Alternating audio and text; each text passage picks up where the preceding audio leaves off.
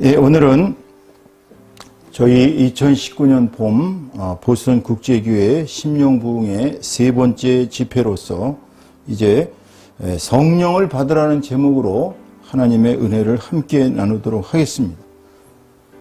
오늘의 본문 말씀은요, 사도행전 1장 8절의 말씀으로 우선 시작합니다. 다 함께 한 목소리로 읽겠습니다. 오직 성령이 너희에게 임하시면 너희가 권능을 받고 예루살렘과 온 유대와 사마리아와 땅끝까지 이르러 내 증인이 되리라 하시니라. 자, 오늘 본문 말씀에는 오직 성령이 너희에게 임하시면 그때 너희가 권능을 받고 예루살렘과 온 유대와 사마리아와 땅끝까지 이르러서 내 증인이 되리라 하시니라. 이렇게 말씀하셨습니다.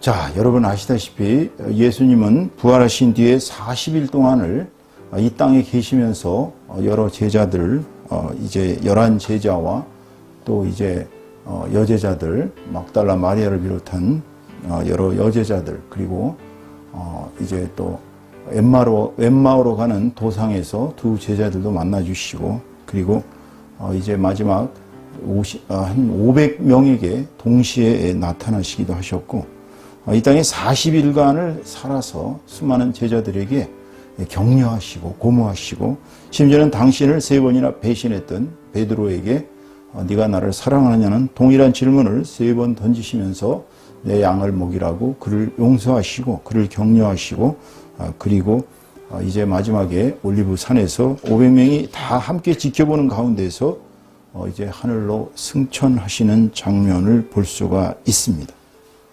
근데 주님이 가시기 전에 이제 성도들에게 너희가 예루살렘을 떠나지 말라고 그랬어요.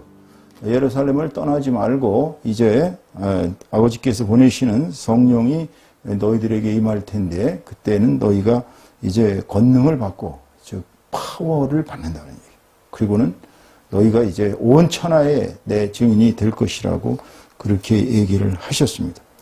자, 그러니까 예수님이 살아 계셨었던 그 부활 후에, 그러니까 예수님의 부활이 먼저 있었습니다. 이제 이 예수님의 부활이 없었다면 예수님이 이 지상에서의 40년이 아니라 40일 동안을 이제 사신 40이 없었겠죠.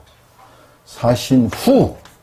그러니까 40일을 지상에서 사시면서 베드로를 비롯한 11 제자와 그리고 수많은 제자들에게 나타나셔서 그들을 고무하고 격려하신 거예요, 이제.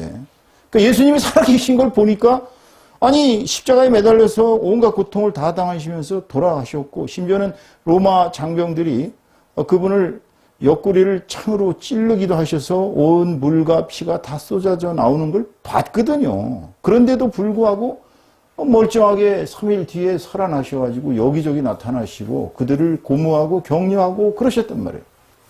40일간을 만 40일 동안 같이 식사도 하시고 고기도 구워 잡수고 떡도 떼어서 같이 드시고 이렇게 40일 동안을 사셨단 말이에요. 사시고 이제 승천을 하셨거든요. 승천을. 그런데 이 올리브산에서 승천하시기 전에 예루살렘을 떠나지 말고 내 아버지께서 너희들에게 보내는 성령이 오시는 것을 기다려라.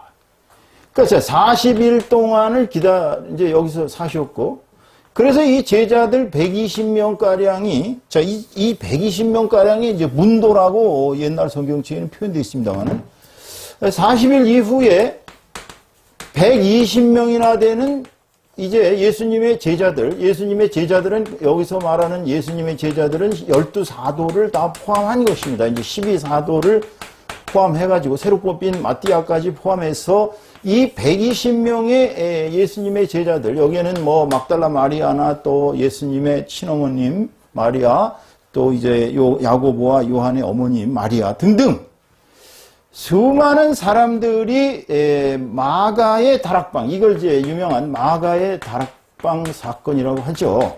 이 마가의 다락방이 굉장히 컸어요. 예루살렘에 있었는데 이 마가는 마가복음을 쓴 그 마가입니다. 이 다락방에 120명이 모여서 계속 성경을 읽으면서 기도를 했어요. 이제 기도를. 계속 기도를 했는데 딱 열흘이 지나서 10일이 지났을 때에 40일 플러스 10일을 합치면 50일이 되잖아요. 이걸 50일.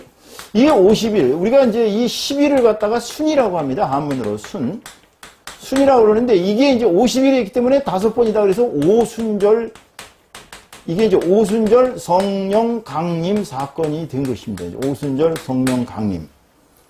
그러니까 예수님이 부활하신 후 50일 만에, 그러니까 뭐 이 제자들이 뭐 한 50일간을 계속 기도했다면 지쳐 떨어졌겠죠. 근데 열흘간을 매일 모여서 그들이 뜨겁게 기도를 했더니 열흘 만에 하늘에서 이제 그 불의 혀 같은 것이 날름날름 하면서 그 120명의 머리 위에 다 온 거예요. 이 성령이 강림하신 거예요. 와가지고는 이 사람들이 갑자기 입이 혀가 비틀리면서 막 각자의 방언을 하기 시작하는데 이 방언이 120명이 동시에 다른 나라 말로 중얼중얼 해대니까 이 예루살렘이 발칵 뒤집혔어요. 그래서 그 사람들이 지중해 여러 나라에서 여러 지역에서 온 사람들이 그 얘기를 들어보니까 자기네 지역의 방언으로 막 말을 하는 거예요. 그러니까 이제 어떤 사람은 이 사람들이 술이 취했나? 이 사람들이 뭐 대낮부터 포도주에 취했나 하는 사람도 있고 이제 막 예루살렘이 발칵 뒤집혔어요. 그래서 거기에서 이제 베드로가 그들에게 이야기를 하는 일이 일어나죠. 너희들이 뭐 십자가에 못 박힌 예수가 바로 이 세상에 오신 구세주 메시아다라고 증언을 하면서 예수님은 40일 동안 이곳에 같이 사시다가 이제 하늘나라로 승천하셨고 이제는 성령이 우리들에게 와서 우리들이 이렇게 각자 방언을 말하는 것이다. 너희들이 지은 죄는 조상들의 죄부터 시작해서 굉장히 끔찍하지만 돌이켜서 회개하라고 그렇게 권유를 하자 찔린 예루살렘 사람들이 무려 3,000명이나 되는 사람이 하루에 회심을 하는 사건이 일어납니다. 그러니까 이제 3,000명이면 엄청난 숫자죠. 이게 이제 교단이 된 거예요. 이제 교단. 이 교회가 된 것입니다. 교단이. 이때부터 성령이 폭발적으로 이제 역사를 시작하신 그 이후에 이제 성령의 시대가 이렇게 왔습니다. 그래서 여기에 이제 성령의 시대. 예수님은 하늘나라로 올라가셨고요. 자, 예수님이 하늘에 계시죠. 예수님도 하늘에 계시고 또 아버지 하나님도 하늘에 계십니다. 그럼 이 두 분이 자, 예수님과 하나님이 하늘에 계시는데 이 땅에서의 사역을 누가 해요? 그러니까 처음부터 예수님은 성령이 이 땅에 오신다고 분명히 말씀을 하셨습니다. 내가 하늘로 올라가면 아버지께로 가면 내가 아버지께로 가서 너희들이 있을 자리를 마련하러 가는데 그러면 내가 너희들을 다시 그리로 데려가겠다. 그렇지만은 내가 하늘로 가면 성령께서 나에게 내 이름으로 아버지께서 내 이름으로 너희들에게 성령을 보내실 텐데 그 성령은 나의 모든 가르친 것을 너희에게 기억나게 하고 너희들을 가르쳐서 인도하게 될 것이다 라고 그렇게 말씀을 하셨어요. 이건 순교하시기 전의 얘기입니다.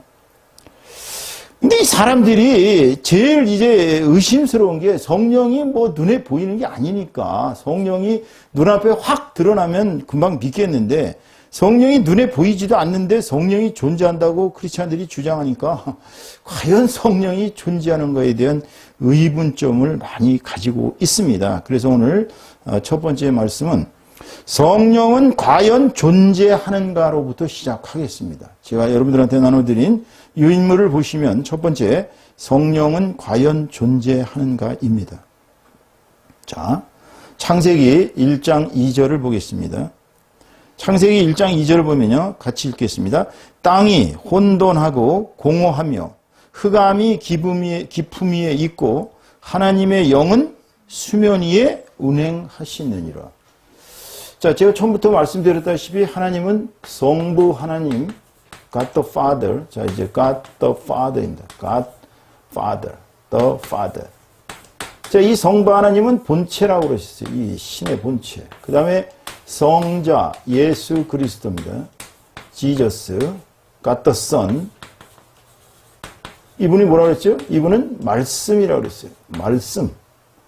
말씀이신 성자. 그 다음에 이제 성령 하나님. 이게 이제 이분이 바로 Holy Spirit. 이 세 분이 동시에 전체가 God인데 이 세 분은 위격이 이렇게 나눠져 계십니다. 이게 이제 성령께서 처음부터 태초부터 하나님은 한 분이시지만 세 분으로 존재하셨기 때문에 성부, 성자, 성령이셨어요.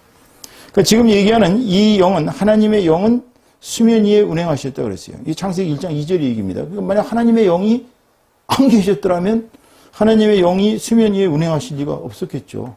그러니까 하나님의 영이 물 위에 운행을 하셨습니다. 요엘서 2장 28절에서 29절까지 말씀을 같이 읽겠습니다.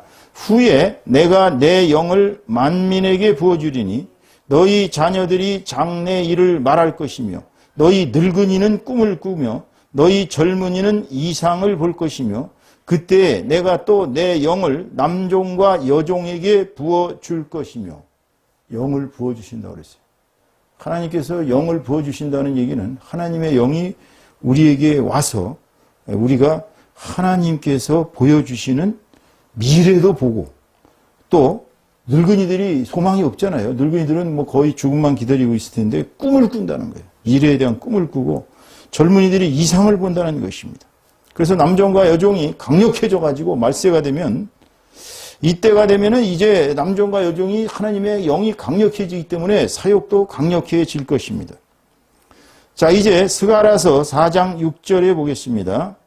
그가 내게 대답하여 이르되 여호와께서 스룹바벨에게 하신 말씀이 이러하니라. 만군의 여호와께서 말씀하시되 이는 힘으로 되지 아니하며 능력으로 되지 아니하고 오직 나의 영으로 되느니라. 자, 이 스가랴서에 나오는 이 얘기는 주님께서 이제 예루살렘 제2 예루살렘 성전을 건축하라고 명령하시면서 이제 스가랴를 통해서 이제 총독인 스룹바벨에게 이렇게 얘기한 거예요. 하나님의 영으로 하나님의 영이 움직여지셔서 그리하여 이스라엘 사람들을 감동시키고 그 사람들이 이제 성전을 건축하게 하신 거예요.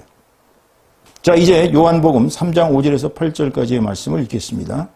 예수께서 대답하시되 진실로 진실로 내게 이르노니 사람이 물과 성령으로 나지 아니하면 하나님의 나라에 들어갈 수 없느니라. 육으로 난 것은 육이요 영으로 난 것은 영이니 내가 네게 거듭나야 하겠다 하는 말을 놀랍게 여기지 말라. 바람이 임의로 불매 네가 그 소리는 들어도 어디서 와서 어디로 가는지 알지 못하나니 성령으로 난 사람도 다 그러하니라. 성령은 눈에 보이지 않습니다. 바람이 눈에 보이지 않거든요.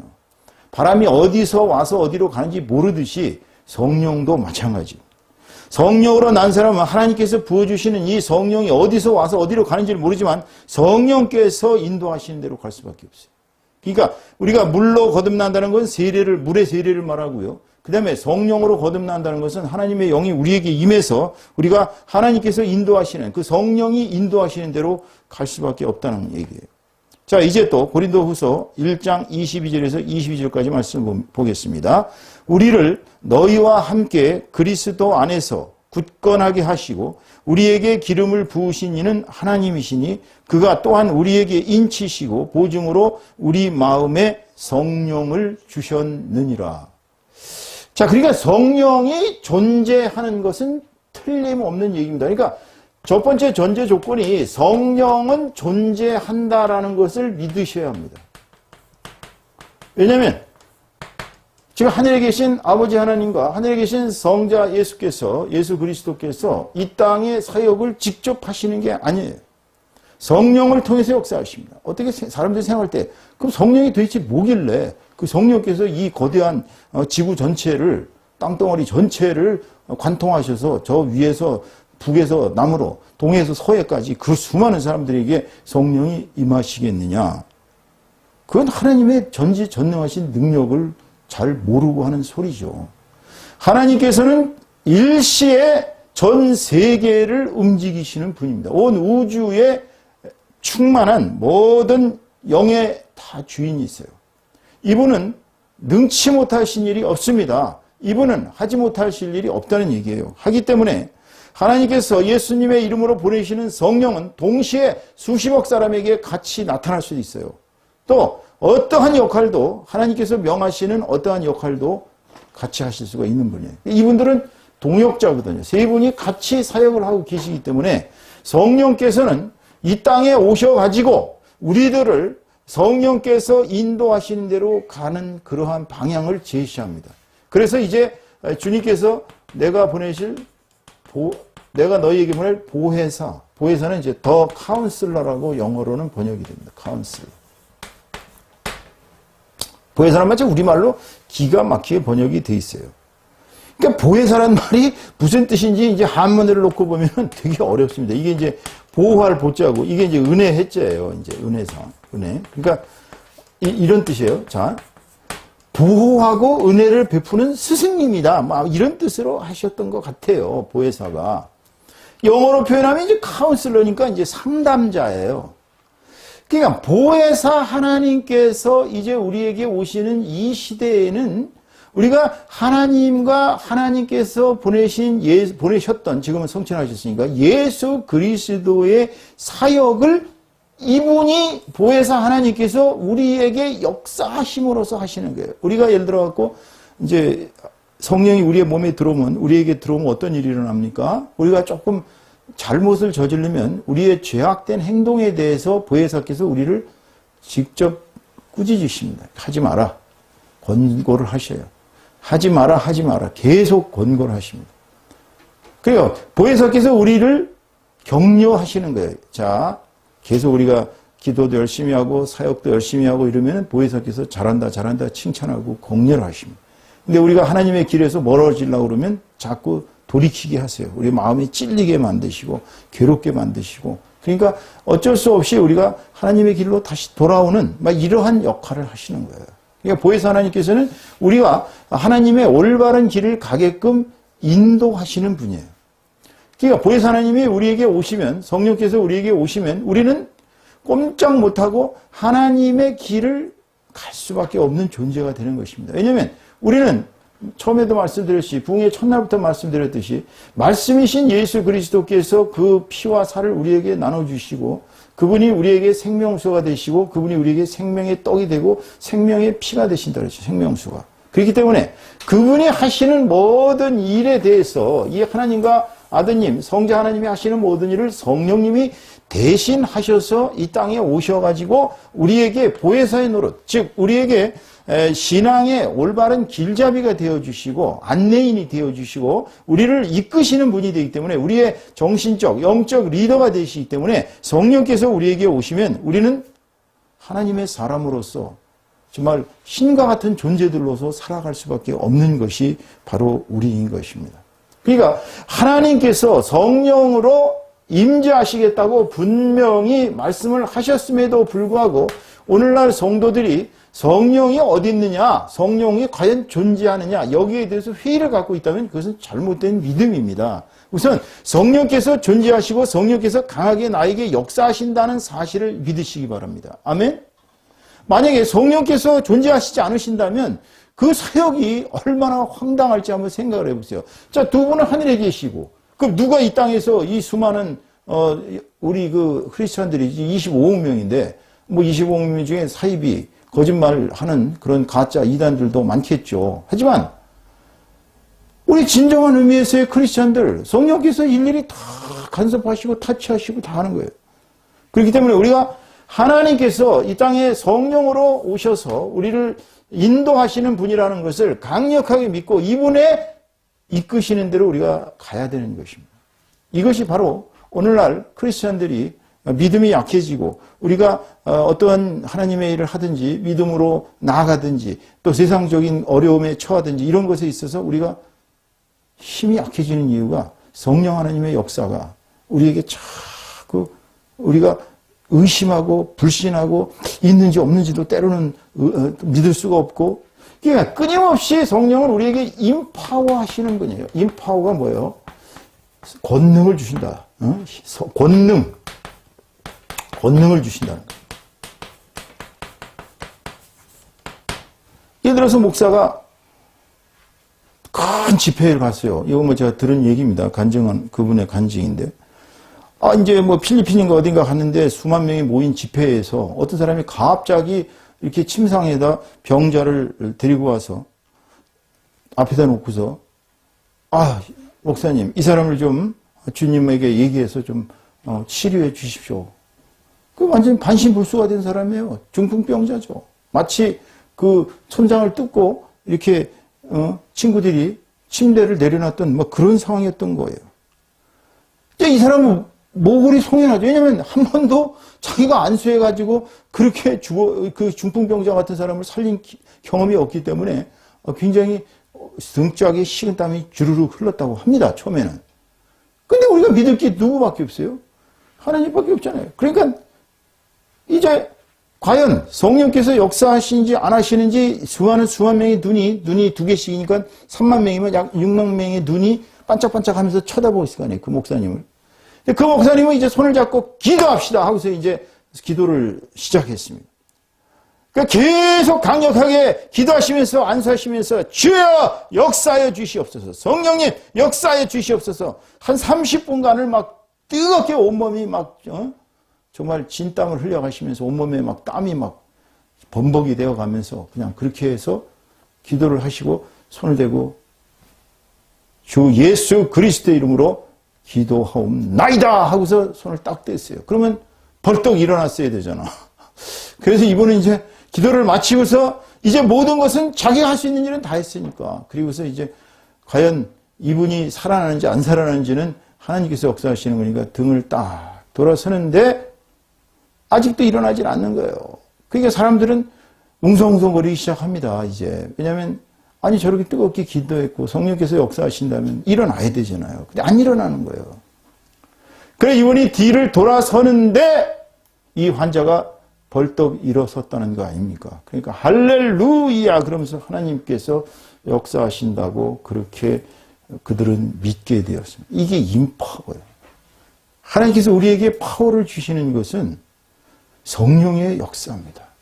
우리가 하루하루 살아가는 것이 성령의 역사 아니면 불가능해요. 여러분들 생각에는 그냥 대충대충 하루 살아가는 것 같지만 하루, 그 다음에 1시간, 심지어는 우리가 예배를 드리는 시간, 우리가 하나님의 말씀을 듣는 이 시간, 이 순간순간마다 성령께서 우리에게 역사하시는 것입니다, 여러분.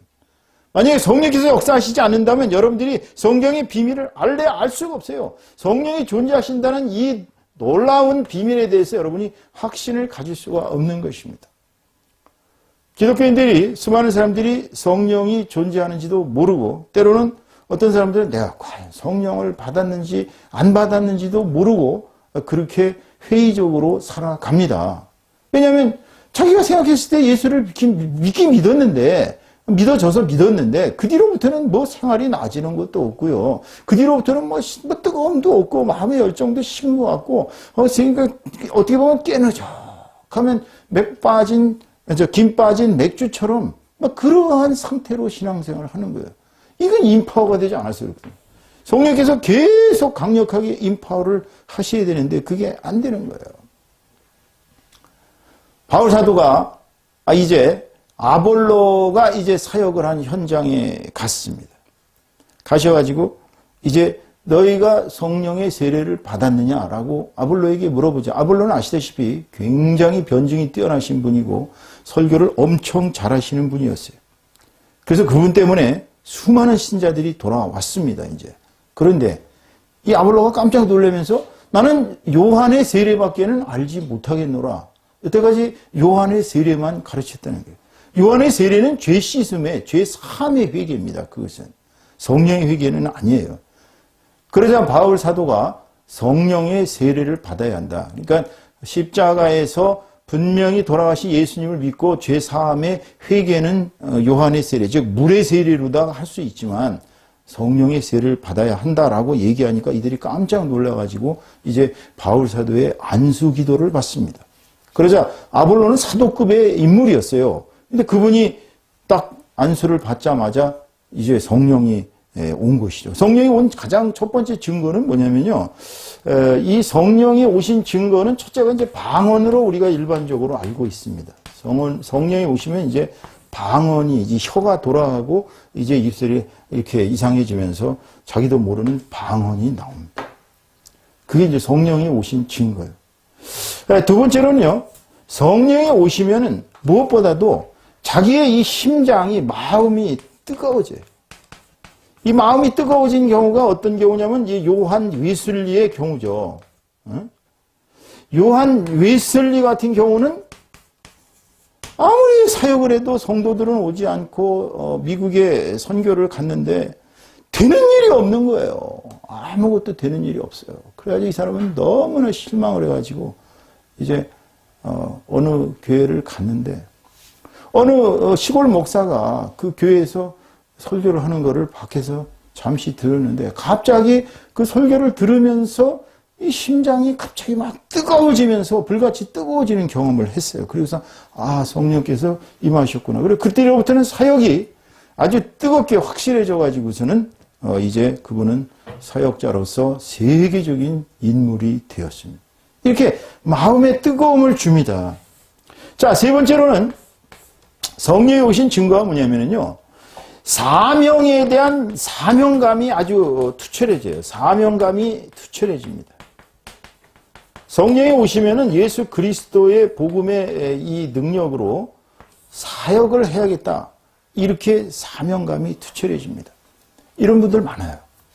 성령이 오시니까 막 회개 기도가 시작되고 막 나름대로 삶에 뜨거운 그러한 그 뭐라 그럴까요? 성령의 역사를 느끼고 나는 이제 현장으로 나가야겠다. 사역을 시작해야 돼. 이런 게 이제 사명감이 뜨거워지는 것입니다. 이게 성령이 오신 증거예요. 자, 네 번째로는 성령이 오시면은 자기의 모든 과거가 회개되고, 자, 과거를 회개하면서 동시에 이제는 과거와의 단절을 선언하게 됩니다. 이제 자기는 다시는 죄의 종로로 타지 않겠다라 이런 마음이 아주 뜨거워져요. 그러니까 과거가 단절되는 역사가 일어납니다.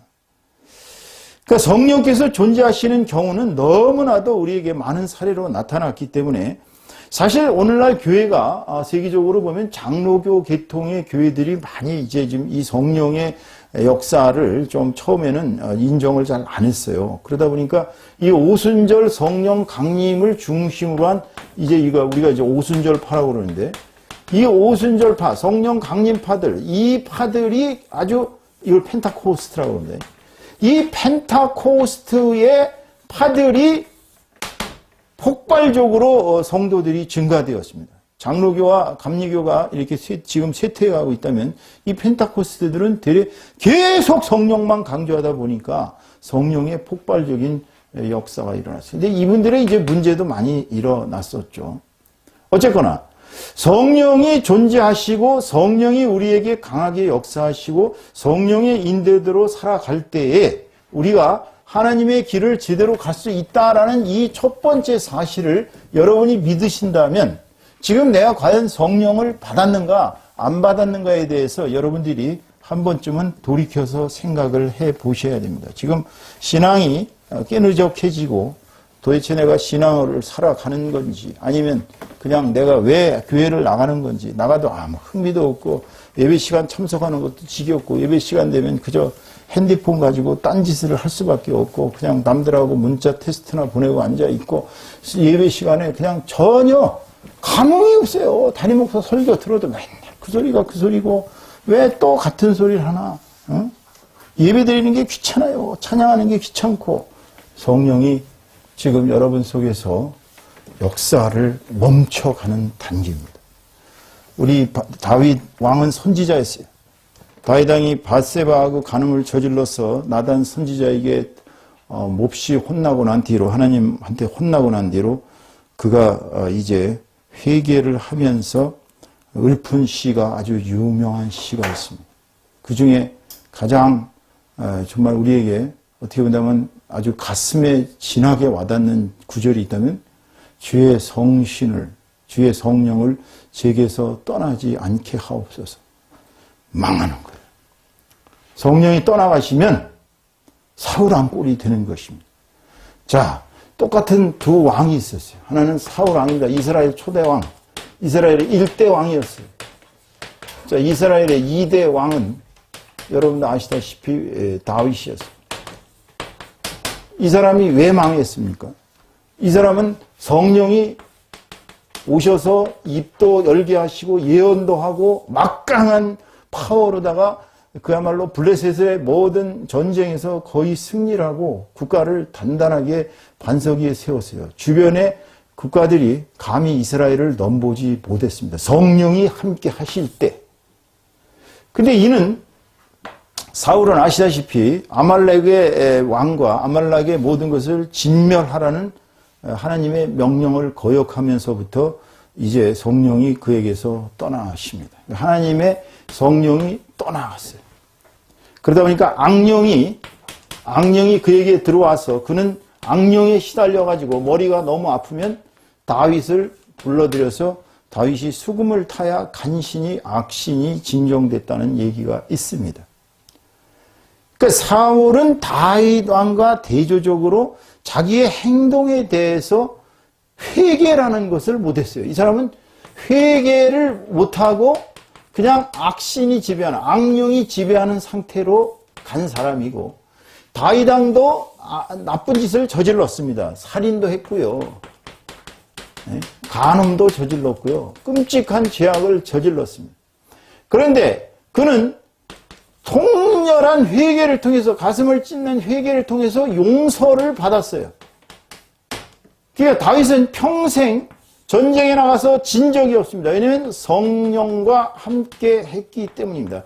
다윗 왕에게는 하나님의 영이 함께 했기 때문에 평생을 가도 자기가 잘못한 것을 회개하고 하나님께로 돌아오고 이렇게 하다 보니까 이 사람의 왕계는 끊어지고 이제 이 사람의 왕계가 예수 그리스도까지 이어지는 하나님의 마음에 합치되는 사람이라는 소리를 듣게 된 것이죠. 그러니까 가장 중요한 우리의 삶은 다윗 왕처럼 비록 인간이 잘못하고 회개할 거리가 있지만 끝없는 회개를 통해서 성령이 우리에게서 떠나지 않게 하는 것, 성령이 우리를 이왕 인치시게 한 다음부터는 성령과 함께 동행하는 삶을 사는 것이 중요한 것입니다.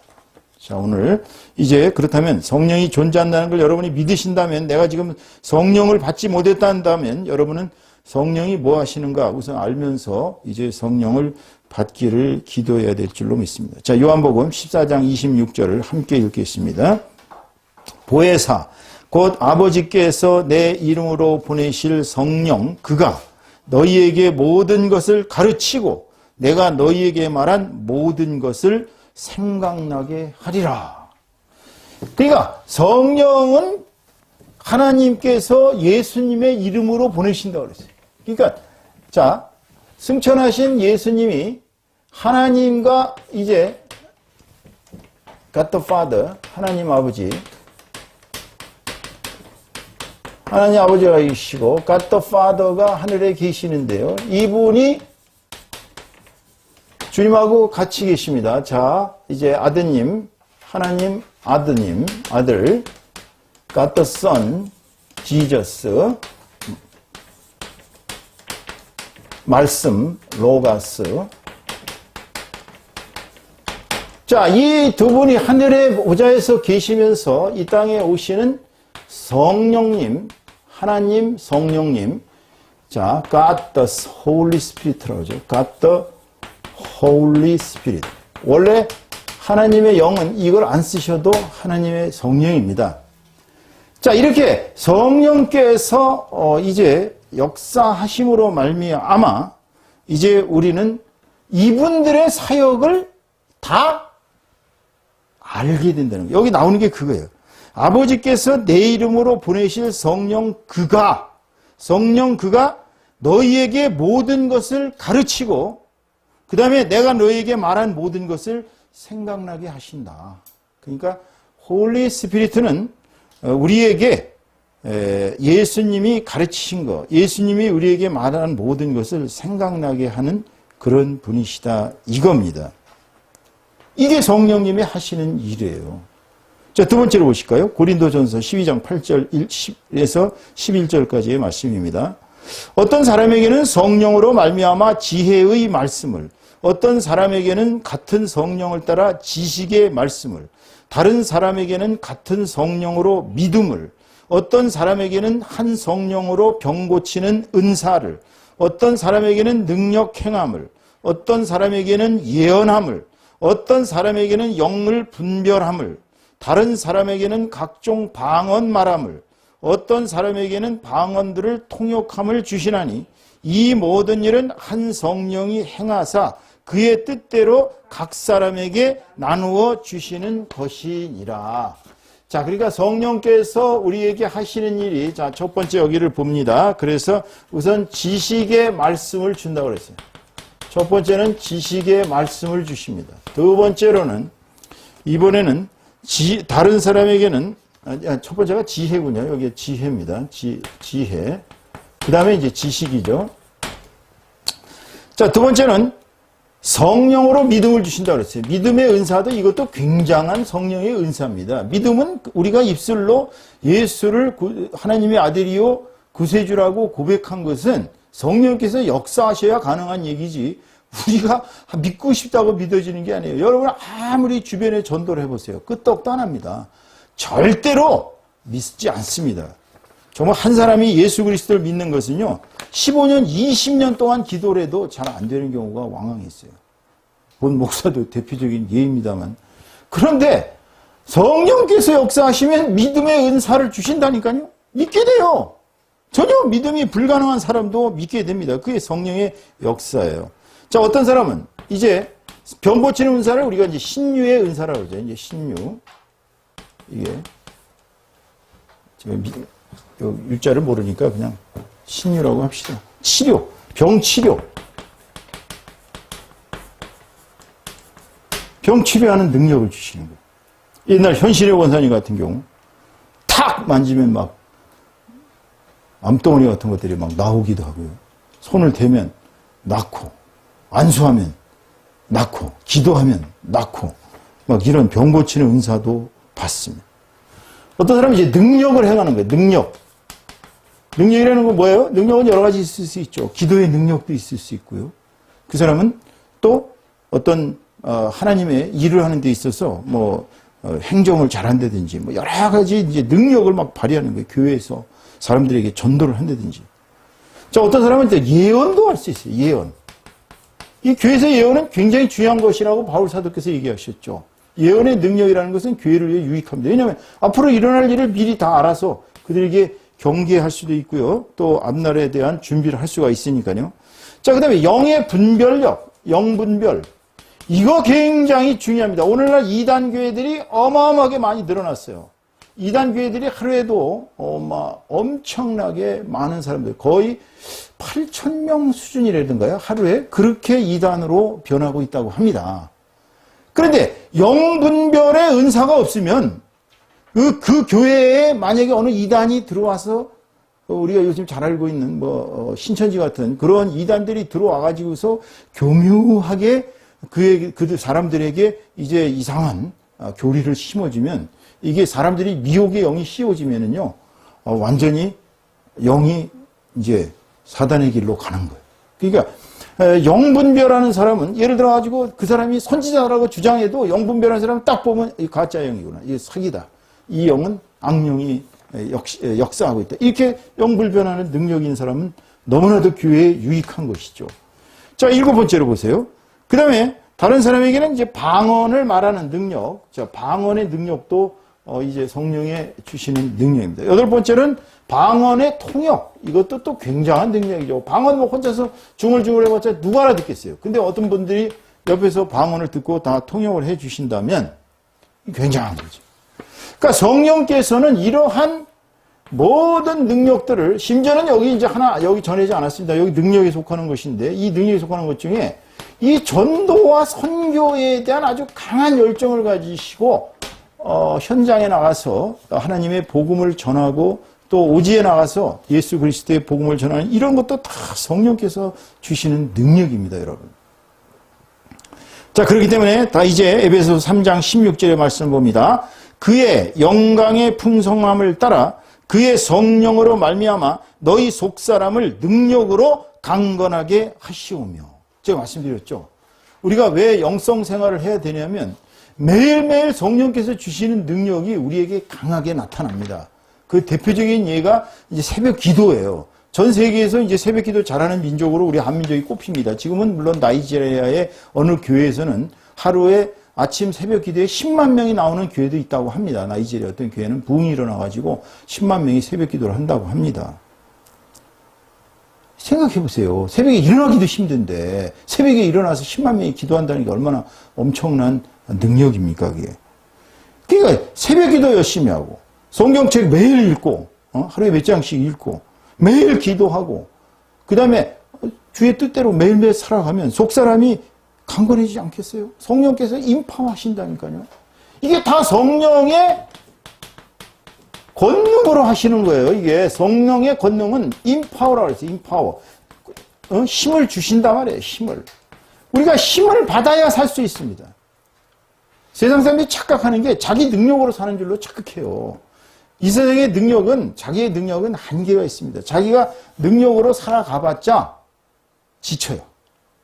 우리가 성령의 능력을 받지 못하고 사는 사람들은 매일매일 시들어가는, 아까 노래에 우리가 찬송가에 했듯이 빈들의 마른 풀같이 그렇게 살아가게 되는 것입니다. 근데 성령이 우리에게 임하셔서 매일매일 성령이 우리를, 속사람을 강건하게 하시면 우리는 매일매일 정말 영과 육이 강건해져서 질병, 잔병치레도 없고 정말 열심히 신앙생활 하시는 분들 중에 그렇게 뭐 큰 병에 걸려서 고통당하시는 분들이 사실은 별로 없어요. 장수합니다. 왜냐하면 이 매일매일 성령께서 우리에게 임파워를 하시니까, 힘을 주시니까, 권능을 주시니까 이게 성령의 하시는 일인 것입니다. 자, 그렇다면 이제 이런 성령을 우리가 받은 사람들, 자, 이제 여러분들이 만약에 이 시간 내가 성령을 받았나 안 받았나 판단해 보신다면 잘 알 수 있겠죠? 그렇다면 성령 받은 사람들의, 자, 이게 3이죠. 성령 받은 사람들의 사명이 있을 거 아니에요. 이런 사람들은 그럼 어떻게 살아가야 되느냐? 성령 받은 자들은 괜히 하나님께서 공짜로 그냥 성령을 뭐 그냥 아무에게나 그냥 아무것도 공짜다라고 이렇게 주시는 게 아니에요. 성령을 주실 때는 하나님께서 우리에게 사명을 주십니다. 미션을 주시는 거예요. 자, 넘어가서 어떤 미션을 주시나 봅시다. 자, 첫 번째, 성령을 받은 사람의 가장 큰 특징 중에 하나가 뭐냐? 첫 번째는 사랑이에요. 사랑으로 충만한 것입니다. 이 세상의 모든 학문에 통달하고 성경을 500번, 1000번 읽었고 전도를 수십만 명에게 했고 정말 내가 이 생의 모든 것으로 나 자신을 불사르게 내어줄지라도 나에게 사랑이 없으면 원리는 꽹과리가 되고 나에게 사랑이 없으면 아무것도 아니다. 성령이 충만하신 분들의 첫 번째 특징은 사랑입니다. 사랑. 이 사랑은 무슨 사랑? 하나님 사랑. 그 다음에 이웃 사랑이에요. 이웃 사랑은 내 부모로부터 형제, 자매, 부모와 형제와 친구들과 친척들과 불신자들에 이르기까지 사람을 사랑하는 것입니다. 여러분, 사람 사랑하는 거 쉽지 않습니다. 솔직히 얘기하면 인간이 제일 어려운 게 뭐냐? 사랑이에요. 남을 사랑하는 거 쉬운 거 아닙니다. 길거리에 가는 사람이 정말 뭐 다 떨어진 옷 입고 굶주려서 꾀죄죄한 걸 보면요, 솔직히 불쌍은 해요. 긍휼의 감정은 일어나지만 사랑의 감정은 일어나지 않습니다. 그렇지 않겠어요? 달달달 떨고 있는 사람한테 자기 외투 줄 수 있는 세인트 프란체스코 같은 사람이 과연 몇이나 있겠어요? 인간을 사랑하는 사랑이, 이게 정말 하나님을 사랑하고 이웃을 사랑하는 것이 아가페적인 사랑까지 가는 이 경지가 우리 크리스천들이 추구하는 경지거든요. 무슨 서로 간에 주고받는 사랑도 아니고 그냥 정말 하나님의 마음으로 그에게 사랑을 베푸는, 이게 아가페적인 사랑인데, 이 사랑으로 충만한 것이 바로 성령으로 충만한 분들의 특징인 것입니다. 왜? 자, 다시 거기 요한복음 15장 12절의 말씀을 읽습니다. 같이 읽겠습니다. 내 계명은 곧 내가 너희를 사랑한 것 같이 너희도 사랑하라 하는 이것이니라. 주님이 우리에게 주신 계명은 간단해요. 세 계명. 서로 사랑하라. 여러분들이 부모와 형제지간에 서로 사랑하고 있습니까? 같은 교회 식구들끼리 사랑합니까? 우리 주변의 이웃을 사랑합니까? 친구들을 사랑해서 친구가 어려운 경지에 있을 때 전화라도 한 통 걸어주고 그렇게 합니까?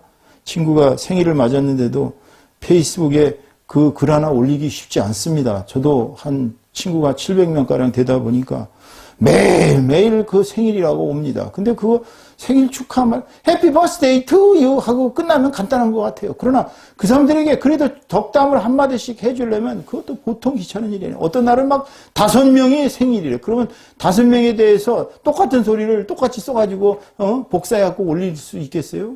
각 사람마다 다 틀린데 그러면 그 사람들마다 다 틀린 글을 써주기도 쉽지가 않더라고요. 그러나 그들을 진심으로 친구로 생각한다면 그것도 사랑의 표현이죠. 사랑이 쉽지가 않은 것입니다. 내가 성령의 은혜가 떨어지면 사랑의 마음이 식습니다. 이 세상 사람들이 이 말세가 되면 어떻다고 그랬어요? 말세가 되면 사랑이 식어서 냉정해집니다. 이제 끝날 때가 돼가는 거예요, 이제. 사람들이 서로를 사랑하지 못하고 서로 사람들이 불신하고 서로 사람들이 증오하고 이제 좀비들처럼 서로가 서로를 잡아먹는 막 그러한 끔찍한 시대가 오는 것입니다. 그때가 말세 시대. 여러분, 주님께서 우리에게 간절히 명하신 것이 바로 서로 사랑하라는 것인데 우리의 마음속에 정말 하나님의 사랑으로 가득 찰 수 있으려면 우리가 주님의 성령으로 충만해야 될 줄로 믿습니다. 자, 두 번째로는 성령 받은 사람들의 특징은 죄 안 짓는 것입니다. 죄 안 짓기. 죄 짓는 것이 쉽습니까? 죄 안 짓는 게 쉽습니까? 죄 짓는 게 쉬워요. 솔직히 말씀드리면 우리는 매일매일 죄를 짓고 살아갑니다. 하다못해 남을 험담하고 비판하고 판단하고 정죄하는 일부터 시작해서요. 가족들끼리 서로 정말 육두문자를 섞어가면서 욕하는 경우도 있고요. 때로는 친구들에 대해서 증오하는 수도 있고요. 그 다음에 또 뭐 가진 죄를 다 짓고 살아갑니다. 우리가 매일매일 그 자기가 자기 자신의 언행록을 하나 작성해서 내가 오늘 무슨 죄악을 저질렀는가 써본다면 아마 용서받을 길이 없을 것이에요. 죄를 짓지 않고 살아가는 것이 바로 성령 받은 사람들의 특징이에요. 그러려면 어떻게 되느냐? 자, 보세요. 고린도전서 15장 31절의 말씀을 같이 읽겠습니다. 형제들아, 내가 그리스도 예수 우리 주 안에서 가진 바 너희에 대한 나의 자랑을 두고 단언하노니 나는 날마다 죽노라. 여기에다 뭘 집어넣어야 돼요? 나는 십자가 앞에서 날마다 죽노라. 자, 날마다 십자가 앞에서 죽는 생활. 이것이 성령 받은 사람들의 특징이에요. 십자가 앞에서. 나 자신의 나 자신의 에고를 죽이고 예수 그리스도의 형상을 담기 위해서는 십자가 앞에서 매일매일 회개하면서, 이 죽는다는 건 회개한다는 것입니다. 자아를 죽인다는 거예요. 예? 나 자신의 에고를 죽이고 내 자신의 이기심, 내 자신의 세상적인 모든 욕망, 정욕 이런 것을 주님의 십자가에 못 박고 내가 매일매일 죽어야 합니다. 그래서 갈라디아서 2장 20절에서 말씀하십니다. 다 같이 읽겠습니다. 내가 그리스도와 함께 십자가에 못 박혔나니 그런즉 이제는 내가 사는 것이 아니요 오직 내 안에 그리스도께서 사시는 것이라. 이제 내가 육체 가운데 사는 것은 나를 사랑하사 자기 자신을 버리신 하나님의 아들을 믿는 믿음에서 사는 것이라. 그러니까 그리스도께서 십자가에 박히시는 이 순간에, 주께서 박히시는 이 순간에 못 박힐 때 우리의 죄악도 같이 못 박혀. 우리도 같이, 모든 인류는 다 같이 못 박힌 것입니다. 왜냐하면 우리의 죄 때문에 이분이 돌아가셨기 때문에. 그러니까 우리가 그리스도께서 돌아가실 때 우리의 죄성도 못 받고 우리도 그리스도와 함께 죽었고 우리도 그리스도와 함께 부활했다면 그것이 바로 우리의 생활에 나타나는 것이 바로 이제는 다시는 과거와 단절하고 죄 안 짓는 사람으로 살아가는 것입니다. 그것이 바로 성령이 충만한 사람들의 특징이에요.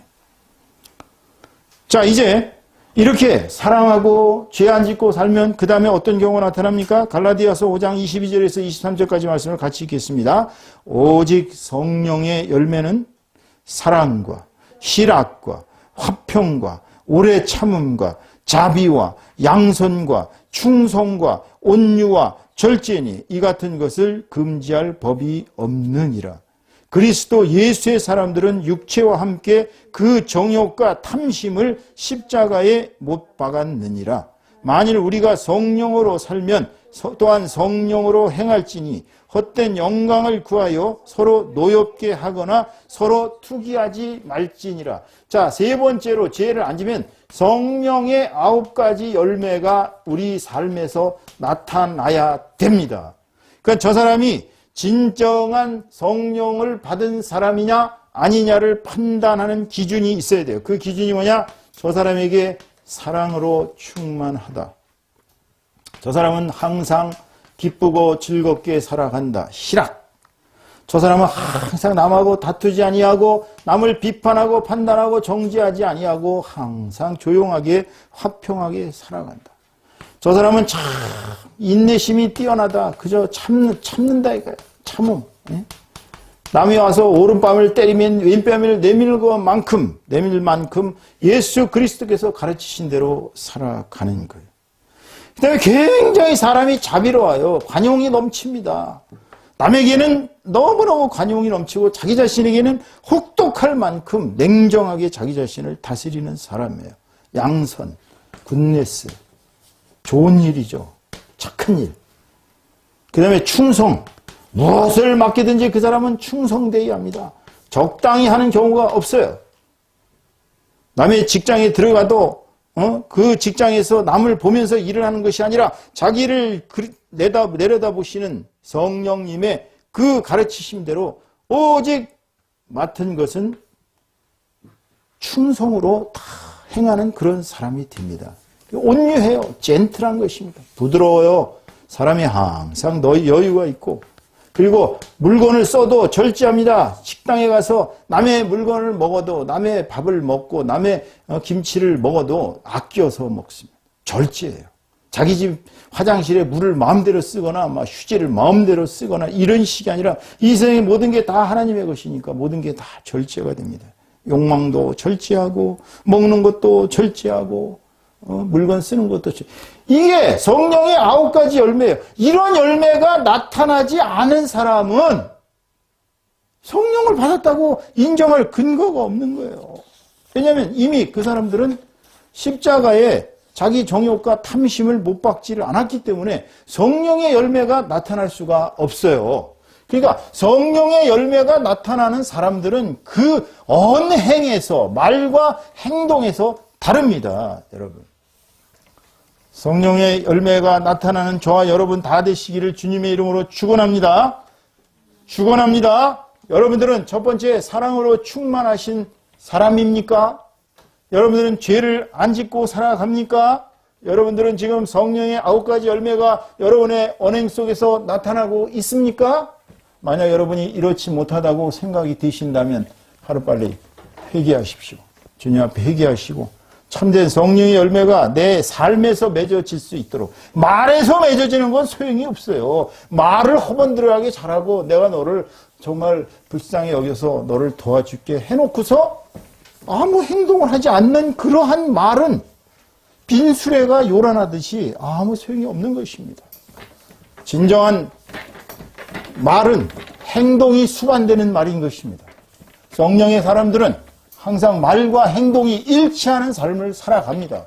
예수님께서 내가 너희를 사랑하노라 하고서 만약에 당시에 얼마든지 도망가실 수 있죠. 그리고 도망을 가셨다면 말과 행동이 일치하는 거 아니잖아요.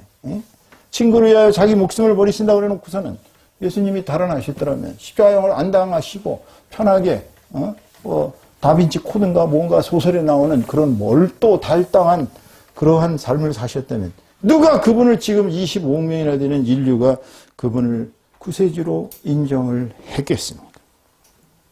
자, 성령을 받은 사람의 특징. 자, 성령 받은 사람들은 어떻게 한다고요? 이게 이제 세 번째입니다. 성령 받은 사람들의 특징이 첫째는 사랑이요. 두 번째는 죄 안 짓기요. 세 번째로는 성령의 9가지 열매가 나타나는 것입니다. 9 열매가 나타나는 말과 행. 열매가 나타나는 언행입니다. 말과 행동. 이것이 증거라고 했어요. 두 번째로는 B. 성령 받은 사람들은 반드시 전도하고 선교하고 어떤 평신도가 됐든 사역자가 됐든 사역을 주님의 교회를 위한 사역을 감당하게 됩니다. 나는 성령을 받았는데 교회하고는 아무 관계없다. 그 성령의 참된 열매라고 볼 수가 없어요. 예. 주님의 몸된 교회. 자, 예수께서 머리가 되시고 나머지 모든 이 수많은 교회들이 다 지체가 돼가지고 우리 몸에 이게 교회예요, 교회. 자, 교회는 머리가 예수 그리스도가 우리의 머리 되십니다. 자, 예수 그리스도께서 머리가 되시는데, 각 지교회들, 또 우리 한 개인이 성령을 받았다 그러면서 전도도 안 하고, 선교도 안 하고, 교회 사역도 안 하고, 그냥 일주일에 한 번씩 썬데이 크리스찬으로 와서 목사님 설교 잘하면 고당자에는 은혜를 받은 것처럼 끄떡이다가 교회 문을 나서는 순간 성경책 딱 손에서 닫고 기도는 아예 해본 적도 없고 그 다음부터 일주일 6일 동안 열심히 세상적으로 살다가 7일째 되는 날은 돌아와서 회개하고 다시 돌아가는 이러한 식의 삶은 성령 받은 사람의 삶이 아닙니다. 여러분. 그런 사람들은 구경꾼이라고 합니다. 예수 그리스도를 그냥 영적으로 그냥 믿기는 믿는데 자기를 희생하기를 싫어하는 가장 이기적인 성도들입니다. 그런 성도들은 천국에 가시더라도 그냥 노숙자 생활만 하신다고 하죠. 자, 이제 B번 같이 읽겠습니다. 마가복음 1장 14절에서 15절까지 말씀을 같이 읽습니다. 요한이 잡힌 후에 예수께서 갈릴리에 오셔서 하나님의 복음을 전파하여 이르시되 때가 찼고 하나님의 나라가 가까웠으니 회개하고 복음을 믿으라 하시더라. 마가복음 1장 38절입니다. 이르시되 우리가 다른 가까운 마을들로 가자. 거기서도 전도하리니 내가 이를 위하여 왔노라 하시고 이에 온 갈릴리에 다니시며 그들의 여러 회당에서 전도하시고 또 귀신들을 내쫓으시더라. 전도. 주님이 이 땅에 오시는 것은 뭐를 전도하러 오신 거예요? 복음. 가스펠. 이 가스펠의 의미가 뭐예요? 복된 소식입니다. 복된 소식. 그러니까 복이라는 것이 이런 복자거든요. 우리말로 이렇게 썼는데 복음. 복된 소식. 뭐의 복된 소식이에요? 천국이 있다는 거. 천국이 이 나라에 임했다는 거. 이미 하나님의 나라가 이 땅에 임했으니까 이제는 회개하고 성령을 받아서 하나님 나라의 시민이 되라. 이것이 복음의 핵심이에요. 주님은 복음을 전하느라고 우선 복음을 전하는 방편은 사람들을 치유해 주시는 거죠. 만져서 치유해 주시고 말씀으로 치유해 주시고 식사하실 시간도 없었어요. 왜냐하면 한 번에 몇천 명씩 몰려 들어오기 때문에 그냥 일일이 안수해 주시고 한 것은 아니겠지만 말씀으로 치유해 주시고 뭐 어떻게 해서 치료해 주시고 온갖 방법으로 다 치유해 주시고 귀신 내쫓으시고 이러다 보니까 식사할 시간도 없으시도록 바빴어요. 우리의 삶이 그렇게 예수 그리스도를 닮은 사람처럼 전도하는 삶이 돼야 됩니다. 그 다음에 이제 마가복음 28장 18절에서 20절까지 말씀을 같이 읽겠습니다. 예수께서 나와 말씀하여 이르시되 하늘과 땅의 모든 권세를 내게 주셨으니 그러므로 너희는 가서 모든 민족을 제자로 삼아 아버지와 아들과 성령의 이름으로 세례를 베풀고 내가 너희에게 분부한 모든 것을 가르쳐 지키게 하라. 볼지어다 내가 세상 끝날까지 너희와 항상 함께 있으리라 하시니라. 선교의 사명을 받은 것입니다. 그러니까 예수님의 제자들은 꼭 여기서 말하는 게 예수님의 12제자뿐만이 아니라 예수님의 500제자들 뿐만 아니라 70인 제자들, 500제자들 뿐만이 아니라 예수님을 믿고 따르는 모든 제자들은 전도와 선교의 사명을 땅 끝까지 가서 복음을 전해야 될 사명을 받은 거예요. 이게 미션이에요. 괜히 우리를 구원해 주시고 십자가에 달려서 희생하신 게 아니에요. 우리도 공짜로 구원받은 게 아닙니다. 예수님의 거룩하신 희생을 통해서 구원을 받았어요. 그런 사람들은 성령이 또 오셔서 우리를 인쳐주셨는데, 성령 받은 사람들은 이렇게 돼야 됩니다. 그러려면 어떻게 돼요? 교회에 나와서 하다못해 화장실이라도 청소하고, 일요일날 되면 교회에서 하다못해 주차 안내라도 하고, 교회에 나가서 무엇이라도 봉사하는 삶을 살아야 합니다. 이웃을 위해서 이웃을 구제하는 삶을 살아야 합니다. 이것이 성령 받은 사람들의 특징이에요. 성령 받았다 그래가지고 혼자 탱자 잘 먹고 잘 사는 것이 목적이 아니에요. 그런 삶은 잘못된 삶입니다. 주님 앞에 가서 꾸지람 받지 마시고 이 세상 살아 있을 동안에 주님께서 주신 달란트가 얼마나 많아요. 정말 교회에 한 50명만 되는 교회면요, 별 사람들 다 있습니다. 그들이 모이면은 이상이 못할 일이 없어요. 이런 놀라운 능력을 주님께서 주셨는데, 우리가 성령이 충만해서 매일매일 주님의 뜻대로 살아가지 않는다면 우리가 크리스찬으로서 무슨 주님께 할 말씀이 있겠어요, 여러분. 여러분, 오늘 말씀을 맺습니다. 여러분들은 성령이 충만한 삶을 사십시오. 여러분들은 하나님께서 인쳐주신 성령의 사람들입니다. 하나님의 자녀들입니다. 우리는 작은 신들의 모습을 갖고 살아가야 합니다. 이 땅에 살아있는 동안 주님께서 명하신 모든 이러한 정말 계명과 주님께서 가르치신 모든 것을 우리가 성령의 인도대로 잘 지키고 성령의 인도대로 살아간다면 하늘나라의 그 큰 상급과 이 땅을 유업으로 주신 하나님 나라의 이 기업을 우리가 물려받는 상속자가 되어서 정말 이 땅에 살아있는 동안은 범사가 다 잘되고 강건하고 또 형통하고 장수하고 자손들은 100대 1000대까지 잘되고 또 하늘나라에 올라가서 주님 배웠을 때 착하고 충성된 종아, 네가 수고했다. 이제 내가 너에게 영광의 생명의 면류관을 너에게 주리라 하는 그 은혜를 받으면서 주님 모시고 하나님 계신 천국에서 영원히 사는 저와 여러분 다 되시기를 주님의 이름으로 축원합니다.